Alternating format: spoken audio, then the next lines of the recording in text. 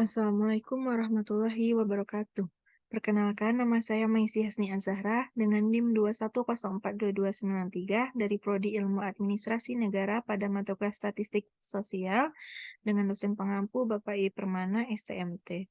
Baiklah, pada kesempatan kali ini saya akan mempresentasikan materi pada pertemuan ketiga, yaitu ada 4 poin. Yang pertama ada konsep statistik parametrik, yang kedua ada konsep statistik non-parametrik, yang ketiga ada model statistik parametrik, dan yang keempat ada model statistik non-parametrik. Nah, pada materi yang pertama yaitu tentang konsep statistik parametrik. Statistik parametrik sendiri merupakan bagian dari statistika inferensia yang mempertimbangkan nilai dari satu atau lebih parameter populasi, yang mana pada umumnya statistik parametrik tersebut membutuhkan data yang berskala pengukuran minimal interval. Selain itu, penurunan prosedur dan penetapan teorinya berpijak pada asumsi spesifik mengenai bentuk distribusi populasi yang biasanya diasumsikan normal.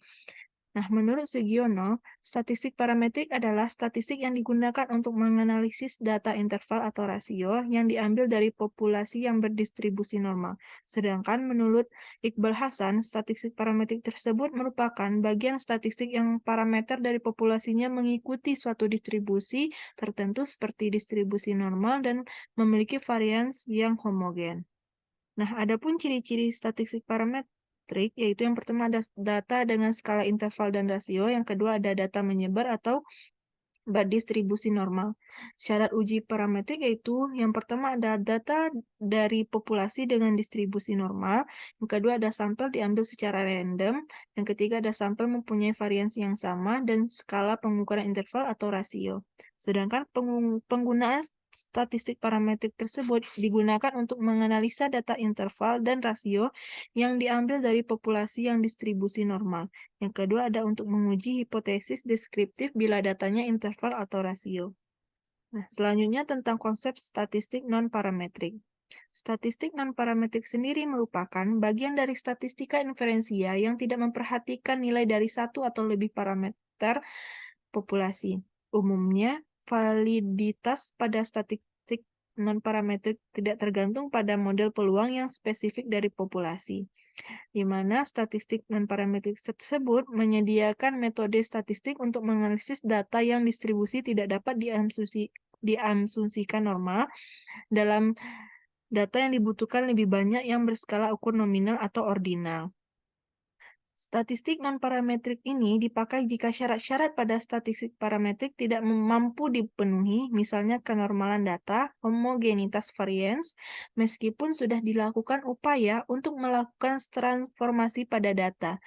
Kita juga bisa memakai secara garis besar dapat dikatakan pengertian yaitu suatu uji statistik yang tidak memerlukan adanya asumsi-asumsi mengenai sebaran data populasinya.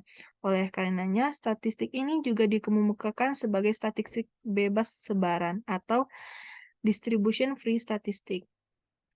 Selanjutnya, model statistik parametrik. Model tersebut ada beberapa macam. Yang pertama ada model regresi linear, yang mana model ini digunakan untuk memodelkan hubungan antara satu atau lebih variabel prediktor dan variabel respon. Yang kedua ada distribusi normal. Ini merupakan salah satu distribusi probabilistik paling umum digunakan dalam statistik parametrik. Yang ketiga ada analisis variance, yang keempat ada analisis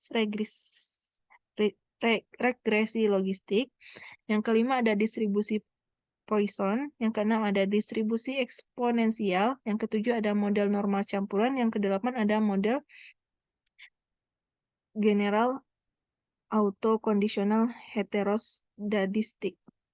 Selanjutnya yaitu ada model statistik non-parametrik, di mana model tersebut ada beberapa macam, di antaranya ada uji Wilcoxon-Mann-Whitney, yang dikenal sebagai uji non-parametrik untuk membandingkan dua kelompok independen. Yang kedua ada uji Kruskal-Wallis, yang mana uji tersebut ekstensi dari uji yang digunakan untuk membandingkan tiga atau lebih kelompok independen.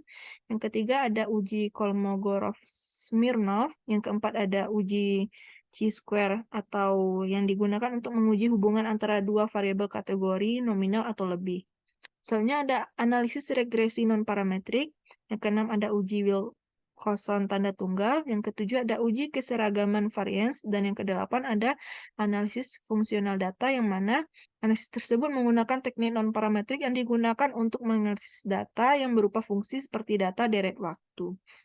Nah, mungkin hanya itu yang dapat saya sampaikan pada materi pertemuan ketiga. Jika ada kesalahan, mohon dimaafkan. Saya akhiri dengan Assalamualaikum warahmatullahi wabarakatuh.